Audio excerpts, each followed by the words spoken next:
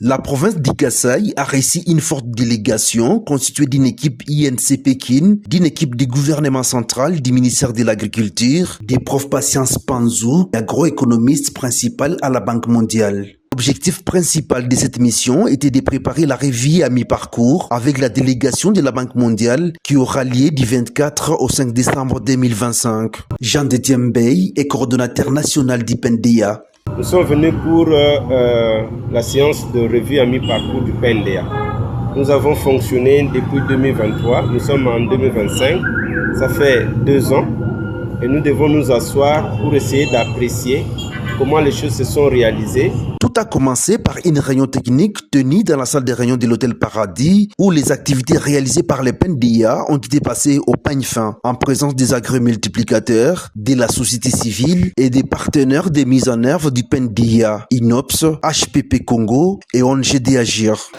Cette mission technique a pour objet principal de passer en revue dans tous les détails, toutes les activités qui ont été réalisées, voir les résultats qui ont été atteints jusqu'à aujourd'hui et projeter l'avenir. Après cette réunion, les missionnaires se sont rendus sur terrain pour palper du doigt les réalisations du PNDA et la visite de la route rurale de Katalaï-Lebo, long de 220 km, qui sera construite en bitume par INOPS dans le cadre de la composante 2 du PNDA, comme l'explique ici le chef du projet INOPS.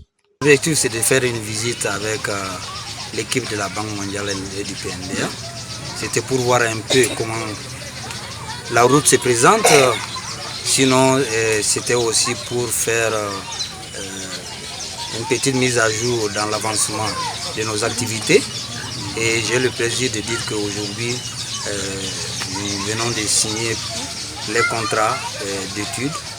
Et bientôt, c'est-à-dire le contrat débute dans une semaine et bientôt, dans 2 semaines après cela, nous aurons le bureau d'études sur le terrain qui va commencer les études techniques détaillées et à l'issue desquelles nous saurons les travaux à faire sur cette tronçon.